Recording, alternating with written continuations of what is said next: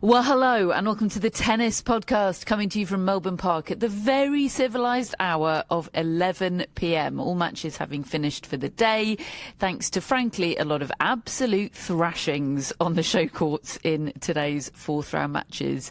And while we haven't quite had the thrilling contests we might have been hoping for, and some of us are grumpier about that than others, we have had some players come out here and properly peacock on the big stages, kind of showing their cards for the business end of the tournament, which has been pretty fascinating in its own way, particularly for Matt, who I think is more of a purist than I am. There were a lot of performances today I enjoyed. I've been waiting for Aryna Sabalenka to step up. That happened today. I've been waiting for Carlos Alcaraz to do the same. That happened today. And then we had a sort of unexpectedly incredible performance as well from Learner Tien. Not that I was expecting him to play badly or anything, but he was even better than I thought he was going to be. And I don't know, maybe even made me think about him differently as a player going forward. So I absolutely share your frustration at the lack of good matches today. Drama, Matt. When's I the know drama you live gonna, for the drama. When's the drama going to come? I know. Bring Stan Wawrinka back. But I still think the tournament is set up well. We're going to keep promising that it's going to happen, right? It's going to come alive. Just to give an idea of how much that drama feels like it was lacking, Matt and I have just come away from Elina Svitolina against Mirra Andreeva, which, you know, that was, 6-2, 6-4, and yet there were one or two moments in there that felt like your pulse really quickening, and it was 6-2, 6-4. That is how deprived we have been today. But it's coming, folks. It's coming. In fact, quite frankly, look, we'll get on to today's matches, but the biggest drama, the biggest news story of the day actually wasn't on the court. There was a delay to the order of play today. It came a lot later than it usually does, and we were speculating in our WhatsApp group with the guys from The Athletic about whether we'd heard any rumours about any reasons for that, and we hadn't.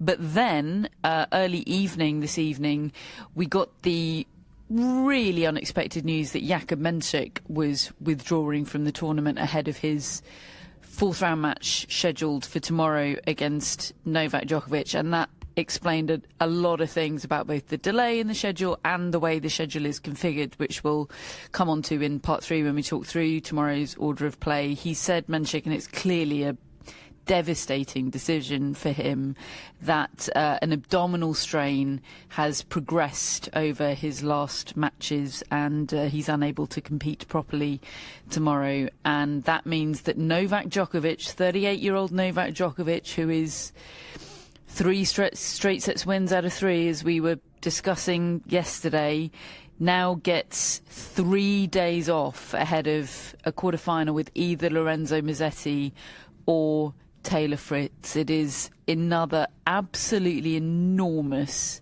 slice of luck for Novak Djokovic. It really is, because he has expressed that one of the reasons he thinks he hasn't been able to keep up with Alcaraz and Sinner in the latter stages of slams over the last 3 slams is because of the accumulation of tennis in his legs and niggles in his body through the first few rounds of majors. And that, you know, has happened. He's got to those big matches, and certainly at Wimbledon and the US Open, been severely depleted, taken to the court against his biggest rivals. So he's put an absolute premium on his favourite court in the world, getting through the first few rounds of this tournament efficiently and straightforwardly, and he'd done that for his first 3 matches. And now he gets the opportunity to not even take to the court and remain fresh, extra fresh, going into the quarterfinals against players who he has matched up extremely well against in the past, in Taylor Fritz and Lorenzo Musetti. So it's great news, I think, for Djokovic. You know, like, sometimes when there's a withdrawal like this, I worry about, will the player lose their rhythm? that kind of thing. I just don't really have those worries with Novak Djokovic, given, he can go for so long now, stretches without playing tennis, and come back and the level's still there, and he's so experienced. So the key for him is the freshness and not picking up any extra injuries and all that kind of thing. So it's massive. Whether it's defining in terms of being able to actually close that gap to Sinner and Alcaraz, especially if he has to play them back-to-back to win this thing, I still think that's a big ask, and I'm not sure one withdrawal from Mensik in the fourth round makes up that gap, but it gives him, you feel, more of a chance, and he can hang his hat on that, and he can commit to that, and he's going to be feeling good going into the latter stage of this tournament. And Novak Djokovic feeling like that remains a very, very dangerous player to Jannik Sinner and Carlos Alcaraz, I think. Yeah, I'm not sure there would be a more grateful recipient of a walkover in either draw. Maybe Luciano Darderi. but probably not even Luciano Darderi. Like, who would want the walkover the most? Novak Djokovic would want that walkover the most. Well, given that he really is only here for a title. I mean, he's enjoying the process, he's enjoying the reaction of the fans to him, but basically he wants a title. What are you suggesting Darderi's here for, David? I'd say he's got what he's come here for. I mean, he's been in the newsletter.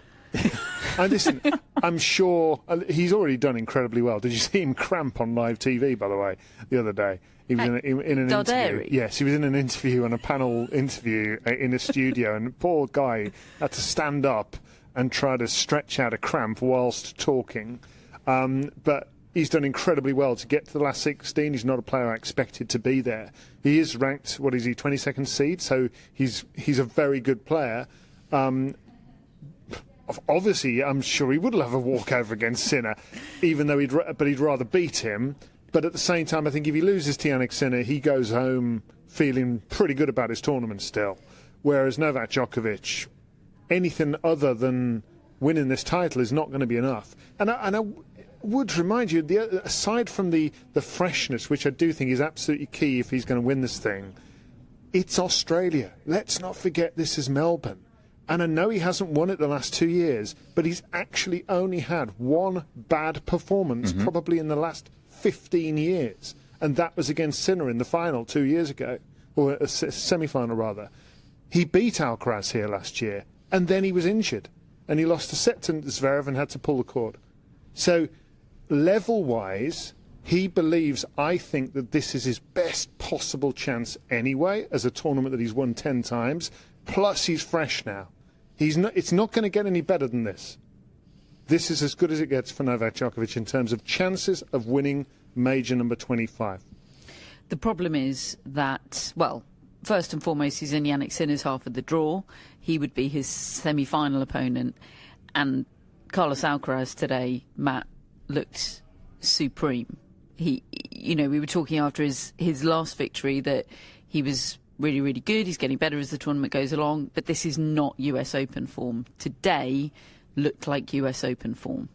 Yeah, there were definite signs of that form, particularly on the forehand, I felt, where he just had total control over that shot. And what that means for Carlos Alcaraz is pretty much being able to do anything he likes with it. Inject pace into it, rally with it, maneuver Paul around with it. Like, it was on fire, that shot. He was so good off that wing today. And Tommy Paul is such a interesting player against Carlos Alcaraz because for so much of it, he can hang with Carlos Alcaraz. He played really well today, Tommy Paul, really well. And as well as Carlos Alcaraz played, it wasn't an easy match. These were close sets. And actually, Tommy Paul led in that first set tiebreak by a mini break. He led 5-4. He was 2 points away from winning it. And he had a set point as well. And I don't know, it just felt like a bit of a definitive Tommy Paul set, really. Like, he goes with Alcaraz all the way, and then lets it slip a little bit when he has that mini break, and then he double faults on set point, and you kind of think, gosh, all that work, you've lived with him all that way, and yet in the defining moments you've not quite been able to bring it. It was a very similar story here for him against Zverev last year.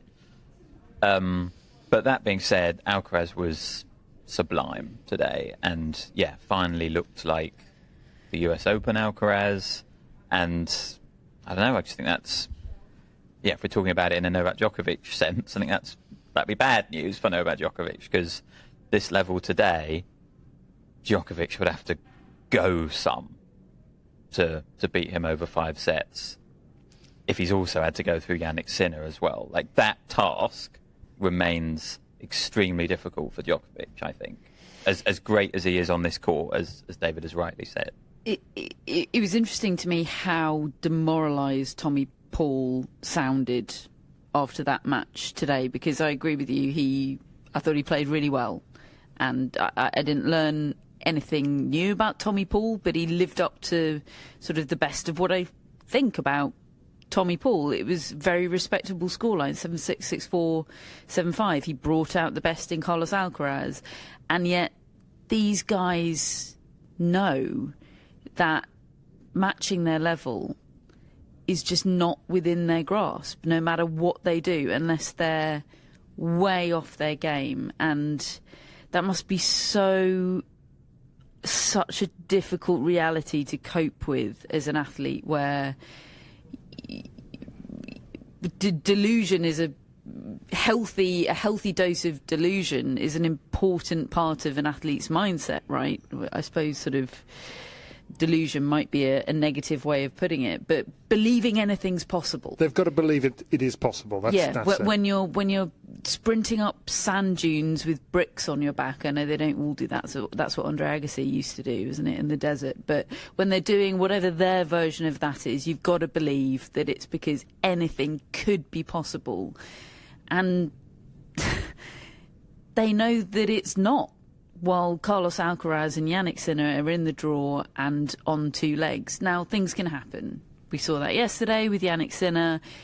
We discussed his luck's going, at some point his luck will run out. But I don't think wandering around thinking, maybe they'll get struck down by some bad luck. I don't think that's a way to be viewing it either. Like, it's just...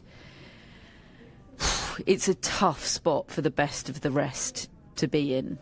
Yeah, it is. It's a huge test generally. I think Leighton Hewitt got to a point where he'd already won 2 Grand Slam titles, but then Federer came along. And he didn't stop working just as hard. He was trying to work even harder. He was trying to add more to his game. But Federer was also working hard, and Federer had so much more potential. And then other players that followed as well, Nadal, Djokovic. I look at Alex de Minaur tonight. He's the absolutely perfect example of somebody who just keeps coming back for more. He's taken his hidings, but he still keeps coming back, still hoping, still adding. But I mean, look, I think that it'd be so easy to be dispirited if you're Tommy Paul. I can understand if you would be. A year ago, he was a break-up on Alexander Zverev in 2 successive sets, and he lost them both heavily in tie-breaks. And he left the tournament, I think, pissed off, really, just thinking, I've let a chance go here. Whereas today, I don't think he did really let a chance go at all. Yes, he might have won that first set. He was a break-up all the way through it. It was 3-all in that tie-break. Then there was a long delay because there was a health issue in the crowd, 15 minutes, and then he took advantage, but he still didn't win the set. And you come away from it, and you're right. Listen, as long as Alcaraz and Sinner are at the top of their games are just better, and you can probably do a couple of years where you can go into an off season thinking, I'm going to work even harder this year, and they're not going to be able to work like I can because I know that there's no stone unturned. And then you get this, and you find out, okay, there are levels. Now, talking about levels, Alex de Minaur, 6-4, 6-1, 6-1 over the world number 10, Alexander Bublik, tonight in an hour and a half. It was an absolute dismantling. It was a humiliation, quite frankly. Bublik reverted to Kyrgios-esque kind of pissing around to kind of soften the blow to his ego, I think. Get the crowd on the side. To get the crowd on his side and to kind of give an air of, oh, well, I didn't care that much anyway. Even though his new thing is, I really do care. I've got a taste for winning now. I'm okay with showing that I care. Well, this was so bruising against a guy that's in the same kind of ranking bracket as him. De Minaur's the 6th seed. He's the 10th seed. That's not a world of difference. He pulled his pants down out there, did Alex de Minaur. I mean, rinse and repeat everything that Matt said about him the other night. He was absolutely awesome. And watching him, you're like, well, of course he's going to give Carlos Alcaraz a run for his money. How can a tennis player as good as the one that I'm watching right now not do that? And yet I also know there's a world in which that matchup happens in a couple of days' time and Alex de Minaur is exposed. Maybe not, I wouldn't expect a scoreline anywhere near as bruising as 4-1-1, but there is a very real scenario where Alex de Minaur is exposed, perhaps like Tommy Paul was today, as just not having access to the levels that Carlos Alcaraz does. And yet there's a part of my brain that just can't compute that on the basis of what I've seen, because bloody hell, Alex de Minaur was awesome tonight, potentially more awesome than he even was 2 nights ago. Wow, I actually barely saw any of this match tonight, but I know what I saw the other night against Tiafoe, and yeah, he is incredibly impressive to watch live as well. I think when you realise the speed he's playing with, his ability to take the ball early, all of these things really come across and impress a stadium, I think. And look, I think I'm going into that match, de Minaur Alcaraz, excited that it's happening. I really wanted that match to happen because I really like both players. I really like Alex de Minaur, and I want him to have as many moments in Australia as he can. I'm also pleased it's not de Minaur Sinner because I know that they had a good match at the end of last season, de Minaur Sinner, and de Minaur showed signs of improvement in that matchup and improvement in his game generally, but they've just played so often that I'd sort of be kidding myself if I'm hyping it up, and I would really know probably what to expect. And also, de Minaur's game just can't impact Sinner in a particularly fun way because Sinner is so good at negating a lot of Alex de Minaur's strengths and rushes him so much.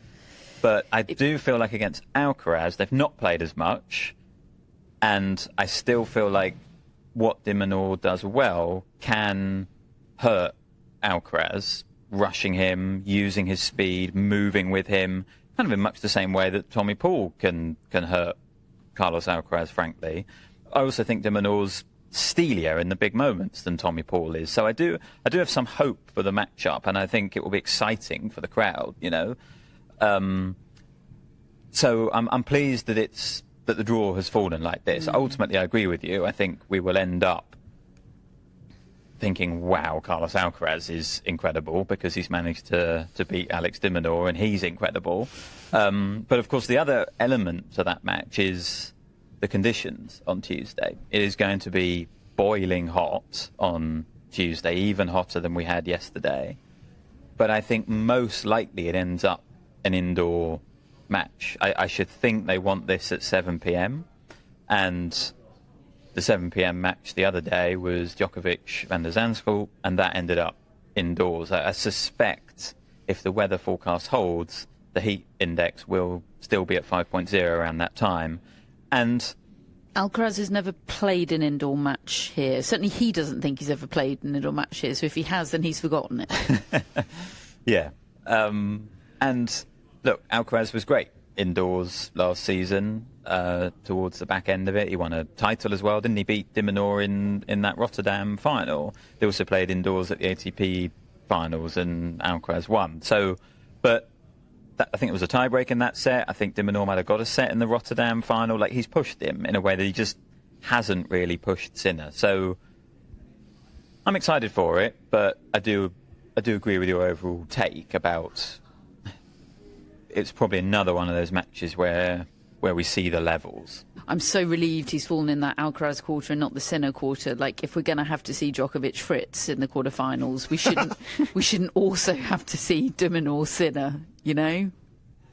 Yes, I'll take that point. I mean, Fritz has still never beaten Djokovic, and they've played, a dozen times, something like that. But de Minaur, I think, won't mind indoors. I think he'll quite enjoy it. I can't think of too many times that I've seen Alcaraz play against the home favourite, a really top home favourite at a Grand Slam. And that'll be an interesting dynamic, because crowds love Alcaraz, don't they? What are you trying to say about Riley Opelka, David? Really top home favourite. I mean, it's... You know, I enjoy those two playing against each other because of the speed that they get to each other's ball and the gasps that creates. And if this crowd gets anything to get its teeth into, it's going to let de Minaur and Alcaraz know about it, because it will be so partisan. I mean, again, I think they'll be appreciative of what Alcaraz is doing, but they'll be absolutely ravenous for a victory for the home guy. Look, I don't think that's going to happen. I think that Alcaraz has found his level now, but he will need to have it, and there's no guarantee of that. You can't know until they deliver it. He is a player who sometimes throws in a dodgy one, but that feels like the old Alcaraz or the young Alcaraz. Has been a while, hasn't really. it? I think once you get to this stage of the tournament, I expect him to just keep delivering. So 6 games lost by Alex de Minaur against Alexander Bublik on Rod Laver Arena tonight. Over on the second court, in sort of the twilight hours of the day, Learner Tien dropping just 7 games, including a streak of 11 games won in a row, to beat a shell-shocked Daniil Medvedev 6-4, 6-love, 6-3, another absolute shellacking, David. Yes, and at this point I think I'm going to have to hold my hand up and say that my call on Daniil Medvedev is in the not avoiding humiliation territory. The actual interesting thing is I still think there's a chance that Alcaraz doesn't reach the final and kind of half the point is made, but it ain't going to be by Daniil Medvedev, because he was nothing like the player I expected to see at this tournament.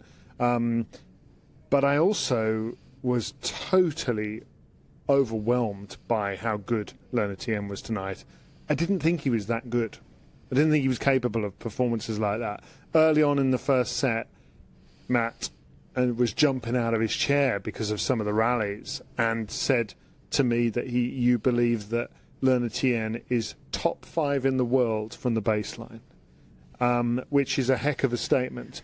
But based on what I've just seen of him playing against one of the better baseliners that we've seen over the last 5 to 7 years, and him just dismantling him the way he did, and overpowering him, finishing long, bruising rallies with just lashing winners down the line with that lasso-like forehand of his. I described it as like a slingshot.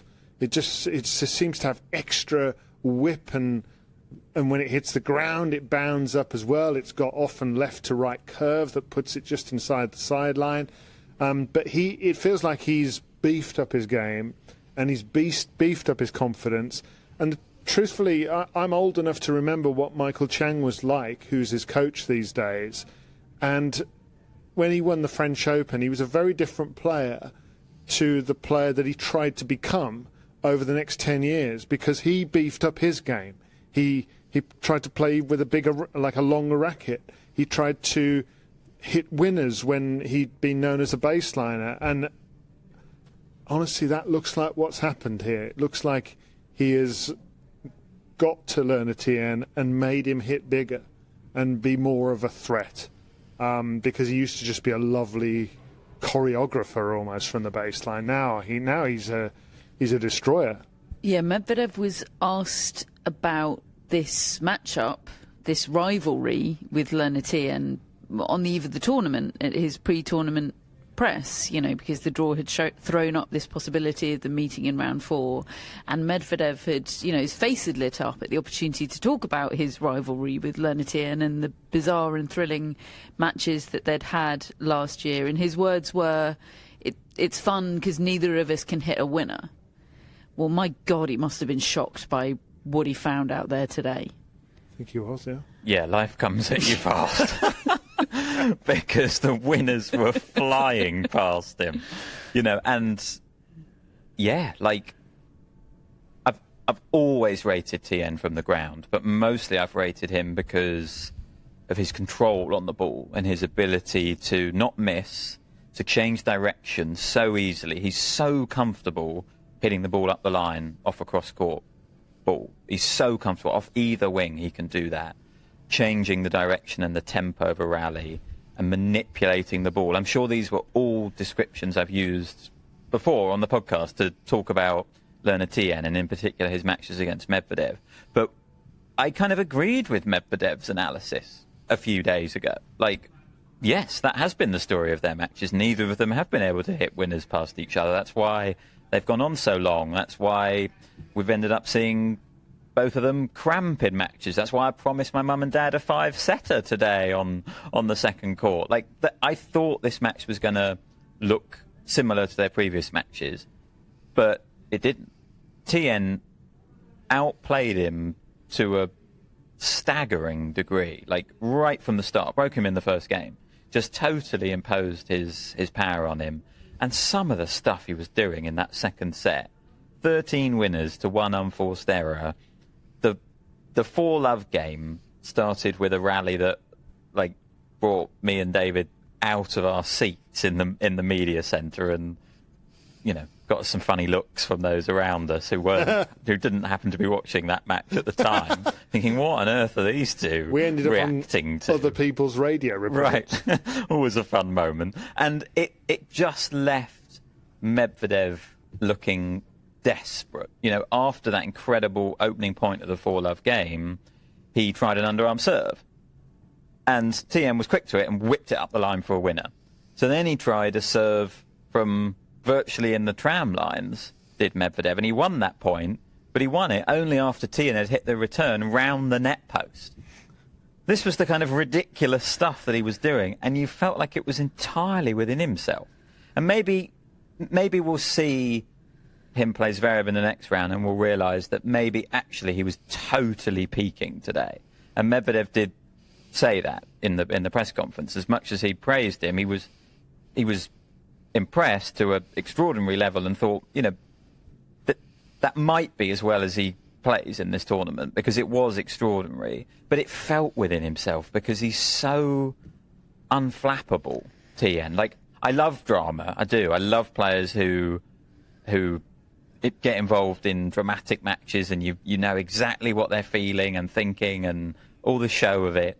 But I do also like a player who is no fuss and totally just... Can I introduce you to Bertik van der Zandschulp? Yeah, but he's not as good as Learner Tien. You've got to be good as well. And like, it was so exciting to me to see someone like that who is playing this sport that we all know and love, but doing it in such a fun, interesting way, and just moving on to the next point and conjuring up something else clever that we've not seen before. I loved it, and honestly, he humiliated Medvedev out there. Like, it was extraordinary, the gap between them. I went to his press conference, Learner Tien, and I'd forgotten that he's kind of the same in press as he is on the court, like unflappable, not quite corporate, but you don't get... He's very likeable, but, he's not defensive about questions. He just doesn't give you that much. He's not there to have a therapy session. He's just... Everything seems fine. He's like, yeah, played well today, on to the next one. And the next one will be against Alexander Zverev, who dished out his own shellacking today to Francisco Cerundolo. Maybe not quite as brutal a shellacking as Medvedev and Bublik received, but honestly not that far off. 6-2, 6-4, 6-4 for Zverev against a guy that has caused him problems in the past, but not today, David. No, Zverev's level continues to be exceptionally high to my eye. I think he's playing better than he did a year ago, and he reached the final a year ago. There's something more convincing about what he's doing, about how he's striking the ball, and the intent behind it. He's playing, actually, for the most part, the sort of tennis that onlookers and people like me and yourselves have been saying he should be playing big man's tennis and should be crowding the baseline and going forwards and not backing up all the time. He's hitting huge off the backhand and forehand, so he's hitting loads of winners. But this still was not the match that I was expecting at all. I thought Cerundolo would play really well and it would be close, and that Zverev would eke it out. Cerundolo didn't play well at all. This was Cerundolo's performance from the Davis Cup for the first two sets. He had no feel on the ball. He was hitting errors galore, and this is a good baseliner with a massive forehand. The forehand speed was way down to the point where I thought, is he ill? Is he injured? What's going on? He ramped up that power in the third set, and he just made too many errors and got broken again. And so there was a chance that he could have gone into a fourth, I felt. I went to his little press gathering afterwards just to ask him, were you okay physically out there today? He initially said, yes, no, there was no problem. And then he goes, I did feel something in the first set, and it was on my mind. But, I managed to get into it. And so I think there was something there. But I think, even so, Zverev played really well. We now have this fascinating situation where, in Zverev's mind, I think generally, and he was very quick to give respect in what he said to Learner Tien, and he actually drew a parallel. He didn't name him, but he basically said, you're all making a big fuss about somebody else of that age, i.e. Fonseca, but actually this is the guy who's getting the results. And fair play. I mean, that's true. So he's got a lot of time for him. They've won one match apiece, those two, and he's the only left-hander, I think, that's beaten Zverev in about the last 30 matches between the two, something like that. Zverev, this stat I got from Gil Gross earlier, Zverev's 37-1 in his last 38 matches against lefties, but the one is Learner Tien. Yeah. And I saw that match. Tien was good. Zverev was terrible that night. I mean, and Tien knows that. He said that in press today. Like, he's not focusing too much, I don't think, on that. Yeah, that I don't find it particularly instructive. But I do find it interesting that I think in Zverev's mind, it's Sinner, Alcaraz, and maybe Djokovic standing between himself and the title. But first, he's actually got to get past this guy. Now, it may be that Tim was just zoning and can't reproduce what he did today. And also, he's playing a different type of player with a bigger weight of shot. But I also think that Tien is dangerous based on what I've seen today. So, I mean, that's an interesting one. I think Zverev is absolutely the favourite, but there's definitely chances there, I think, if Tien can get onto the ball. And another one, when and where will it be scheduled? Because all of these matches that we're looking ahead to for Tuesday's going to be 43 degrees, apparently, according to the weather forecast. It's going to be another one where we're watching that heat stress index slowly, or maybe not so slowly, tick up towards the inevitable 5.0. Wonder whether they'll even open the roof at all anywhere. Yeah, it's such a conundrum, that lefty thing. Because Zverev is so good against lefties, and it's the angle of attack, that the lefties have into his backhand, which is his best shots, one of the best shots in the world. But I do think Tien is different from a lot of the other lefties, like I'm just looking at the list here of players that he's beaten, Cameron Norrie, Ben Shelton, Mute, Tabilo, Montero, Humbert, Bellucci. These are the sort of lefties that he's been playing regularly over this run of wins. And yes, they all obviously have that one thing in common. They're left-handed, but none of them possess the same level of control off both wings that Tien has. He's got a slice as well. Tien, he's got just so much in his game, and he's got such high IQ, I think, on a tennis court that I don't think he's just standard lefty against Zverev. He's got other ways and weapons and ability to think on a court and make life difficult for Zverev. And that's not predicting him to win. I do think Zverev is the favourite. I would probably predict Zverev to win, given how well he's playing. But I'm not sure it will necessarily just be because of the lefty thing. Like, I do think Tien's got more ways to negate that than some of the other lefties on tour. That's also a list of players that he should beat, right? Like, there haven't, until Jack Draper broke into the top 10, like, weirdly, considering it's considered an advantage being a lefty, there has been a bit of a dearth of lefties at the top of the game. Obviously Nadal, but like there aren't that many really top lefties. Certainly, the world number 3, which is what Zverev has been for quite a while now, and was world number 2 for a while. Like there haven't been any lefties that you would expect him to lose to. I think what he's done to Shelton is a little that's true interesting because he kind of, to this point at least, has really handled him. But I think Tien is way better off the ground than Shelton. Yeah. But he doesn't have the weapon of the serve, so that probably would even things up a little bit. Oh, it's really fascinating. It is absolutely fascinating. And look, we should stop bigging it up because it will be a dust. Last time we picked up all of today's matches. It is the 2026 Australian Open. Yeah, and look, the leftiness was a problem for Medvedev today, I think, because his standard backhand cross court was going straight into Tien's hitting zone. But I also think Tien is less bothered by the low trajectory of Medvedev's shots than even someone like Zverev is. I think that bothers Zverev when he plays Medvedev, the fact that it's coming through so low. Tien is lower to the ground than Zverev, and he seemed absolutely fine. So I'm wary of reading too much into the matchup, before we see it. But I don't know. What I saw today from Tien was special. I do think he's special, and he's been so good all tournament. It wasn't a total one-off. He'd been building to this. I can't wait for it. I'm excited for that match. Me too. OK, that's it for part 1. Join us in part 2 when we've got a competitive match to discuss, folks.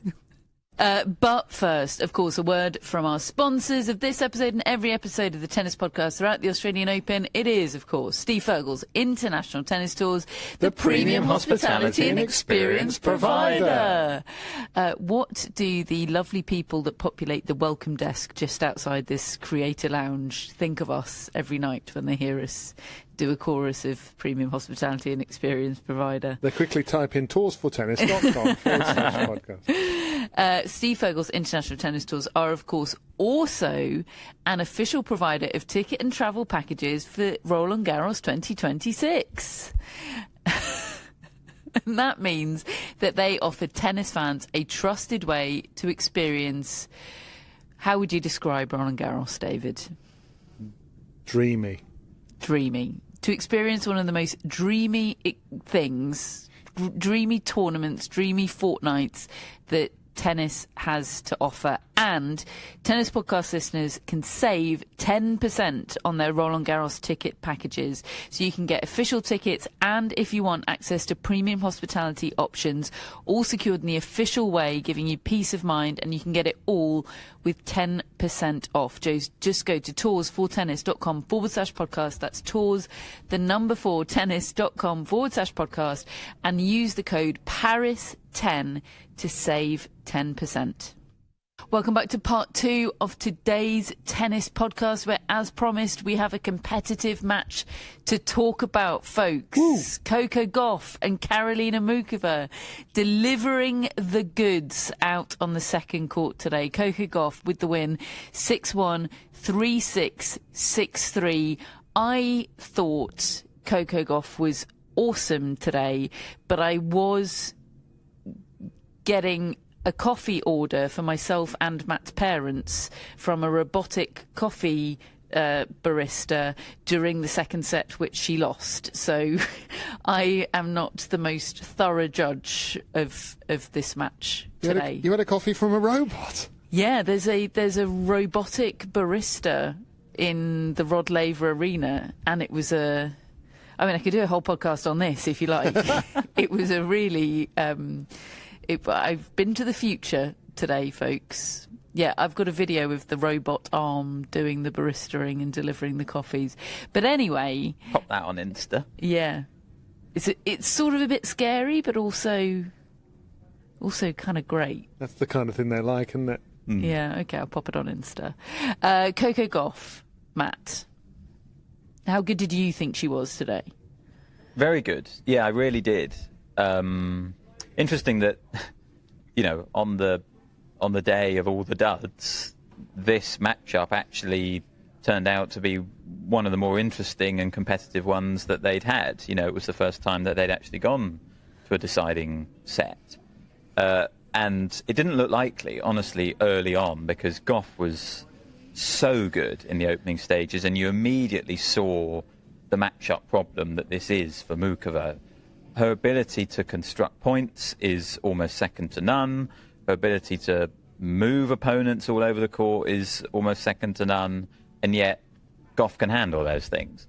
And what Mukova doesn't really have is a huge, potent weapon to end points. She relies on being able to move opponents around and win points in different ways. And it's just Gauff can handle that.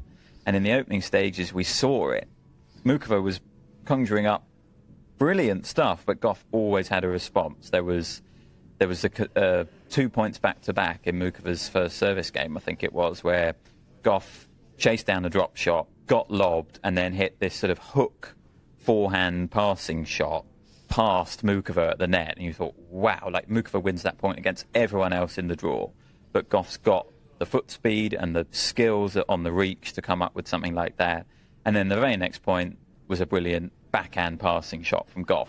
And it was like, wow, she can do that as well. Like, that was the challenge for Mukova. Like, how do you win points reliably against Gauff? And she just couldn't do it in that first set. She just could not do it. She made a very good tactical switch, I thought, in the second set, Mukova, and basically stopped hitting her backhand cross-court. Whenever she got a backhand, she hit it down the line to cut out the backhand-to-backhand exchanges and to try and get some errors, I think, out of the Coco Gauff forehand, and they came. It made it quite an unusual-looking match for a while, didn't it? You don't often see down-the-line exchanges. Exactly, yeah. But Mukova did it really well and hit the backhand with enough pace to, I think, draw some errors from Gauff.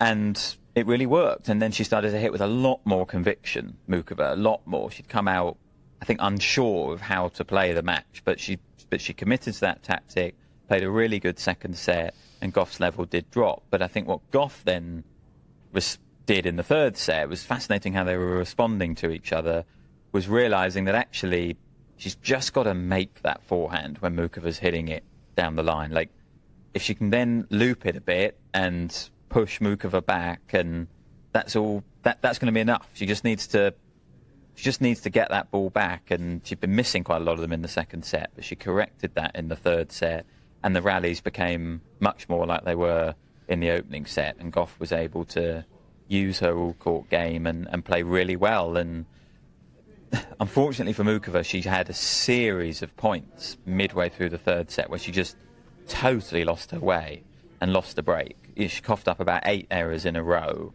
lost 8 points in a row, and went from 2-1 down to 4-1 down. And that was it. That was the match right there and then. It was a real lapse from Mukova and what otherwise had been quite a good recovery in this match. She rallied in the final game and threatened the break back. She saved some match points in incredible style, did Mukova, but never was able to create a break point in that final game. And Gauff closed it out. And her serve, I thought, held up really well today, Gauff. I wasn't thinking about it. I wasn't thinking, oh my God, she's going to double fault, the serve's a disaster. Not at all.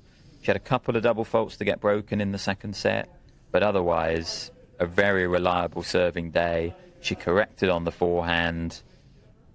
I thought it was another really good performance from Gauff. Yeah, that was the most confident I have felt in Gauff's serve and forehand this year, certainly. And okay, I was getting robotic coffee during the period when her forehand had its lapse, but by the time I came back, she had really found it, and it felt really secure to me. And okay, Mukova doesn't have the power to ask that forehand questions that other players can. It's when people are going hard into it and she gets rushed with that swing and that grip, isn't it? So maybe today isn't the best judge, the best evidence to judge on, but she was clearly thrilled with those two shots today, particularly the serve. She was asked by Mary Jo Fernandez on the court. I think the question was, what makes you so... She did a big celebration after the match, and she was asked, why are you so pleased with this win and this performance? And she said, because today was great on serve. And you've got Gavin McMillan sitting, he's physically on the court at this tournament, of course. He's right there sort of examining her, the fruits of his labour up close. And it really... Look, I know things with Coco Gauff are never linear. This doesn't mean her serve and forehand will look exactly like this in the next match, but it felt like, even if there is one step back to come, this felt like two steps forward today. Yeah, she had confidence. The one thing I noticed in the first set, I was only there in the first set, was she actually ran around backhands to hit forehands a few times, because that's the one with the extra oomph on it, isn't it? The one where you can damage opponents more often. And she had the confidence to do it. She's 21-6 in 3-set matches at majors, which is, maybe not a surprising record given what an athlete she is. But I do, when it goes into a third set, I do just think, obviously Gauff is going to win this. She said, I don't get tired, which must be lovely, Coco. Enjoy that. Try being a podcaster. Elina Svitolina will be Coco Gauff's quarterfinal opponent. She beat not Karolina Muchova, as I've written in the agenda. She beat Mirra Andreeva tonight, 6-2, 6-4. You both watched this on the Rod Laver Arena. Elina Svitolina had that look in her eye again. She did. She played her forceful brand of tennis that we've become accustomed to. Comfortably the better player in the first set. Second set, Andreeva went up 2-love and looked like she'd found a game, because in the first set she was terrible. She had unforced errors all over the place, and then looked like she'd corrected it. She won the first 10 points of the second set. The words golden set were mentioned by one of us, and she, of course, lost the next point. It was you, wasn't it? It was. Yeah. I went way too early on it. and I mean, then she didn't win that set, and it left us reflecting back on last year when she was playing against Lois Boisson in a very difficult situation at Roland Garros, and the whole crowd against her, and then against Taylor Townsend at the US Open, and how, I don't want to say badly she handled it, because I think it was really tough for her, but she wasn't able to handle it and play her best tennis in those environments. And one of the big things she made the point of, having won the title at the start of this year, was that's what she's trying to do now, is just sort of not be petulant. She makes fun of herself in those situations. I'm not saying she was petulant, but she didn't handle this well tonight. Her form wasn't there, and she couldn't find a way to reliably provide it. Do you think being a Russian playing a Ukrainian, playing Elina Svitolina, do you think that could have been a factor for Andreeva tonight? She knew there wasn't going to be a handshake. She went immediately to her chair and didn't sort of stand there waiting for a handshake. She got booed for that on the court, because, of course, a lot of people in the crowd wouldn't have known that Andreeva had known that there wasn't going to be a handshake. Just one of those misunderstandings that we've seen a lot. And it's complicated, isn't it? Because I really support Elina Svitolina's stance on this. and not doing those handshakes, and yet also Mirra Andreeva's like she's a child, and I just don't feel great about seeing her go through that experience either. But I can't imagine, being the age that she is, that not being some sort of a factor tonight. I agree. I think these matches do have an odd feel to them. There is an edge to them, a tension to them that maybe doesn't exist in other matchups. And Andreeva, she was so flat in that first set, like just a no-show. Like, it was like she wasn't really there, you know, and like she corrected that in the second set and started to play with a bit more oomph and a bit more impact. But only for a few games, and then Svitolina was in charge again and the better player and the one pushing. I think though, to David's point, and I really agree with it, she's got to deal better with situations where she's not playing well. And look, she's incredibly young, and I'm sure this can improve, but it is a real pattern that we see, and she gets very frustrated, I think, when she doesn't have her game. And for someone who I think has so many tools in her game to be able to adapt and to be able to correct and fall back on something else, she loses her way in matches in a way that I just think she shouldn't be.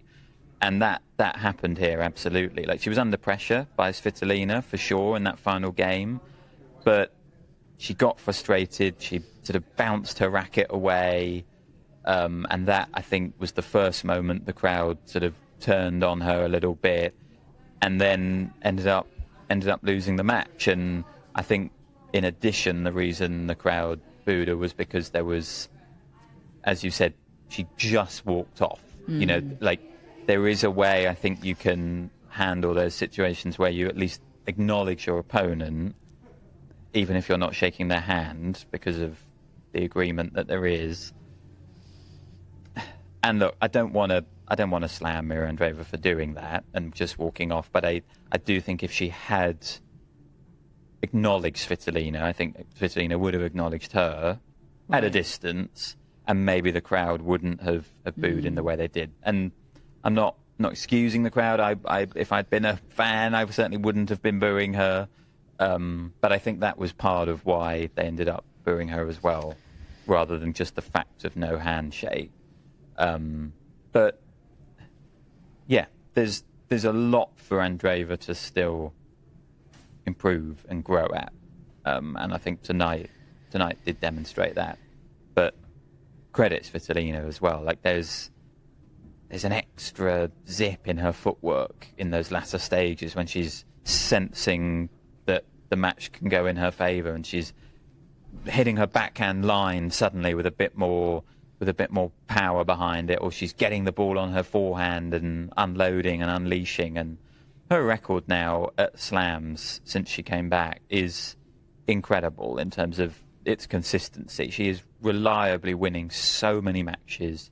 She's not suffering too many early defeats, and now she gets another chance to kind of push one of the very best players in the world. It is remarkable how she's remodeled her game, and yeah, I continue to be in awe of what she's done. I also checked her record against Russian players versus her general record to kind of confirm that I'm not imagining something being different about Elina Svitolina in these matchups. And somebody on Instagram asked us to run the numbers as well. And since the Russian invasion of Ukraine on February 24th, 2022, Svitolina, including tonight, is 12-2 against Russian players, which is an 86% win percentage. And overall, during that period, against all opponents, her win percentage is 67%.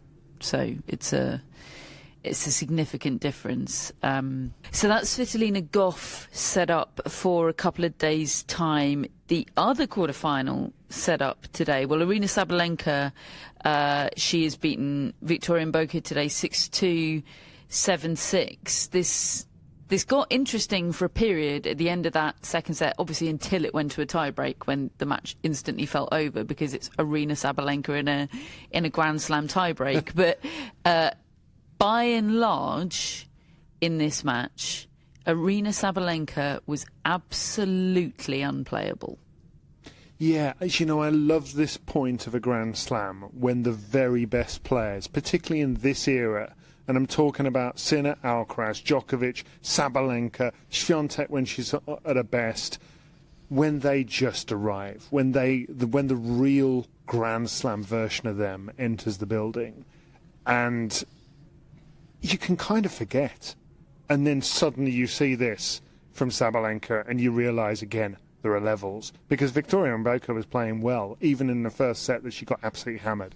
She's hitting a great shot that would normally be a winner against most players or set up an easy put away. And Sabalenka either retaliates with even greater power, and you can see the look of shock on Mboko's face, or she diffuses it very often with the most incredible soft hands, does Sabalenka, with a slice on the forehand or backhand, puts it down low, and then suddenly Mboko is required to just whip up a shot that is so difficult to hit aggressively for a winner, and it's suddenly back in Sabalenka's hands. She's developed, she's improved as a player so much over the last few years. It is kind of Djokovic-Nadal-like, I feel, the way she has added incrementally to her game. And today, as Matt said at the start of the show, yeah, she just arrived through those doors and just took over. And I feel like the second set, I'm pleased for Mboko because I think she's gathered a lot of information today about what it's like playing this level of player at a Grand Slam, and she got into the match a little bit at the end. But I also don't think it's representative of the match that we saw today, the fact that she ended up in a tie-break. Yeah, that performance would have been terrifying for anybody else in the draw, I think. I thought Mboko played really well. Yeah, I think this performance from Sabalenka was like a huge compliment to Mboko.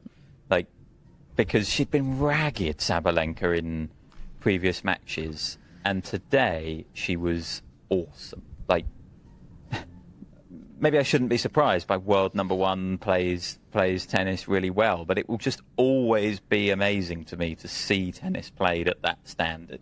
Like, she was so good. And 6-1, 4-1, it was a flawless match. I actually felt like Mboko's game did feed in a little bit to Sabalenka. Like, she had enough power to give Sabalenka pace, but maybe not quite enough to disrupt her in that sense. And I think Sabalenka was able to rush Mboko in such a dramatic way here. But full credit to Mboko, as you said, because it could have been so easy to get despondent, to get down, and to just lose this match 1-1. But she kept believing, she kept fighting, she broke back, saving some match points when Sabalenka was serving for it. And, you know, for a moment there was genuine, oh, okay, could this match still turn? Because, as we've been saying, Mboko was playing really well. But that tiebreak from Sabalenka, my God, like, she's won, 20 in a row now at slams, and many more on the tour as well in that period.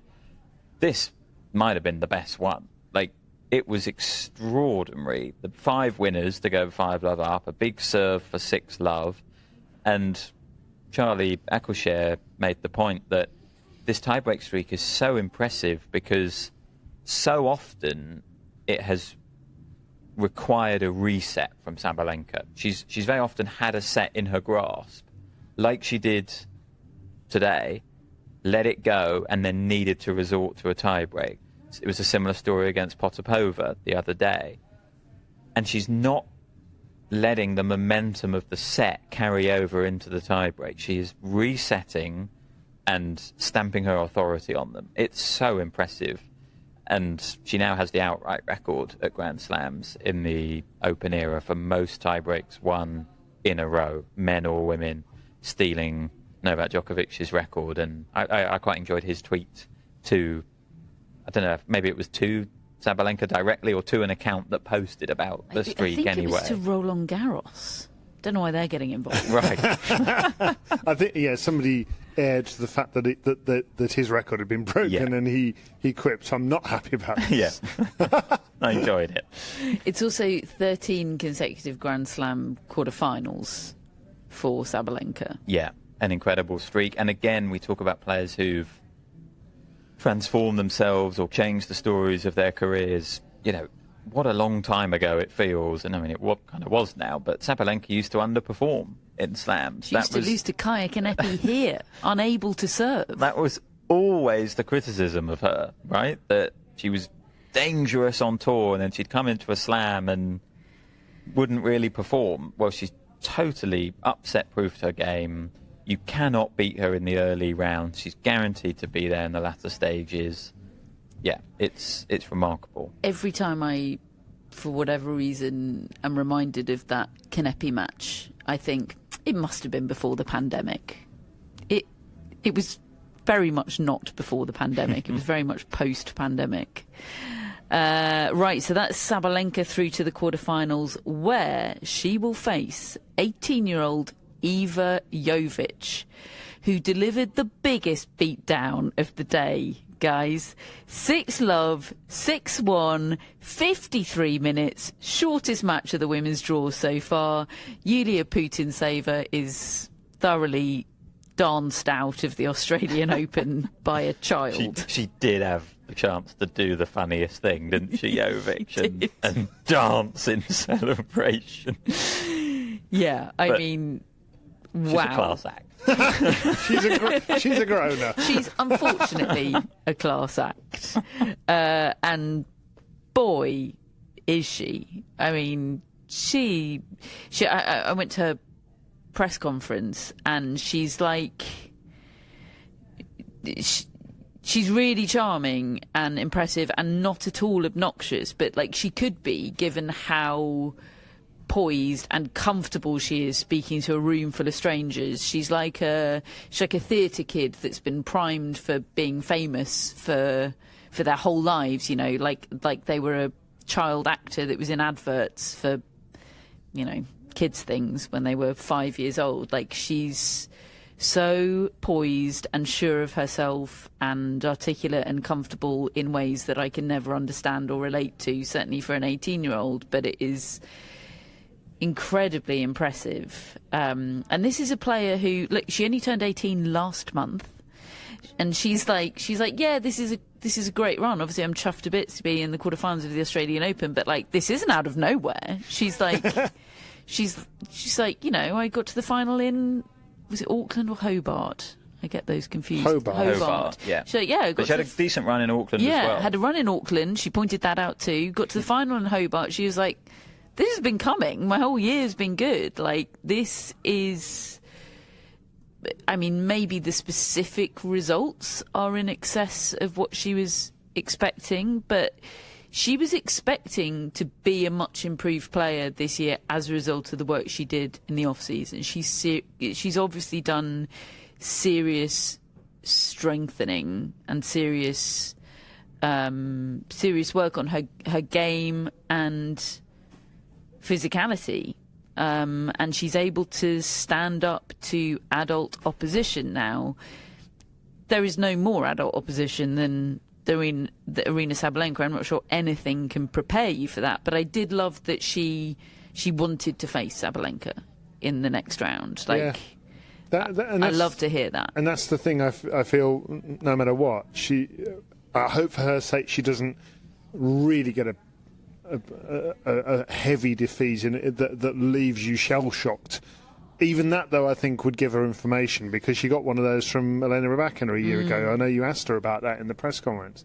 And you know, she didn't shy away from that, did she? But she's aware that she's a different player now. And so if she has a similar experience to Mboko, I think that would be a very positive thing for her. But I love the ambition, the way that she's coming into this and she's just going to go for it. she didn't even properly focus on tennis as her main sport until the pandemic hit. And it kind of had to be tennis because it was the only individual sport that she did and the only one she was allowed to do. All the team sports stopped. So if she wanted to keep doing anything, it had to be tennis, and that kind of made her decision for her. And then she won the Orange Bowl the next year at 14. Like, yeah, she's been destined for this, I think, or has maybe felt like she's destined for this for a long time, and she's really exciting. I fear for a bit of a shellacking, but I think she'll come into it with absolutely the right approach and attitude, and that's really all she can do. Okay, so those are the quarterfinal matches that have been set up today. We'll have some more set up tomorrow, and do join us in part 3 when we talk through that order of play and adjudicate sensation of the day. Welcome back to part 3 of today's tennis podcast, where I have just one submission for sensation of the day. I will take others if you have them, but nobody bought me beers today. Did anybody else get bought beers? No. So Come back, Fred. I miss Fred. So in that case, I submit Olivia Gadecki and John Peers, who beat Laura Siegemund and Edouard Roger Vasselin 10-5 in the match tiebreak on this first match of the day on the second court today. So not only did they win, which nobody else did, they beat Laura Siegemund. So it's a pretty strong case. It's a strong case. You could win the Australian Open singles and not beat that. Does anyone have any objections to giving Olivia Gadecki and John Peers sensations of the day? No, they deserve it. Olivia, John, it's yours. Right then, what do we have in store on day 9 of the Australian Open? Contenders for sensations of the day everywhere here. In fact, we guaranteed some. We've got an all-sensation matchup on the second court. So that gets us through one more day. But do still buy us beers if you see us. Maybe this is too late in the podcast to be coming up with such an existential question about sensation of the day. Does Alex de Minaur become a sensation when he plays Carlos Alcaraz? Such a good question. You know what I mean? Like, yeah. I think he becomes a plucky underdog. I'm going to say it. If Alex de Minaur beats Carlos Alcaraz, I think he deserves sensation of the day. Shall I put it to a poll on our Instagram? Yeah, like maybe I'm folding. Maybe I'm not committing to the real bit. I just think his status changes when he plays when he plays Alcaraz. I don't like polls. Yes, do a poll vote. No, actually, I think we should decide. Oh. Can I think about it and decide to? I think you make a strong case, and I'm open to it. I just need to let it percolate, because it's quite a big deal for us to let Alex de Minaur in. It is. I just love the bit so much. Oh, the bit's not going anywhere. I'm assuming we're going to get bought beers daily, Matt. It's a good point, though, that you make, Matt, I think. Yeah. And, excuse me, but Madison Inglis is still in the tournament. Oh, yeah. Will she be when Alex de Minaur plays Carlos Alcaraz? Well, there's only one way to find out on tomorrow's tennis podcast. Rod Laver Arena tomorrow, starting from 11:30, is Jessica Pegula against Madison Keys. Second up, not before 2 p.m, Lorenzo Musetti against Taylor Fritz, while Djokovic has his feet up. Might be having a massage, might be having a nice long bath, might be catching up with the traitors. He's got 3 days to play with. Doesn't he like hug trees? Yeah, he's not watching the traitors, is he? No. He's got a specific tree here in the it's a very botanical Melbourne gardens thing for that him he here, goes to isn't it? hug. Yeah. Night session, Madison Inglis up against Iga Swiatek, 7 p.m, making a play for sensation of the day. And then last up in the night session, this one was scheduled to be Djokovic against Mensik. It's been moved over from the John Cain Arena. Ben Shelton against Casper Ruud. Second court starts with James McCabe and Lee Tu against Jason Kubler and Mark Polmans. There it is. Yeah, that's our banker. They might, whoever wins that. Jason Kubler has been on court so much. I can't get away from the him. entire time. He's chasing me around. Yeah. The winner of that is not guaranteed sensation of the day, because following it on court we have Guo and Mladenovic up against Kim Birrell and Talia Gibson of yesterday's sensations of the day fame. Then not before 4 p.m. Elena Rybakina against Elisa Mertens, and finally not before 6 p.m. on the second court it's Luciano Darderi and Yannick Sinner.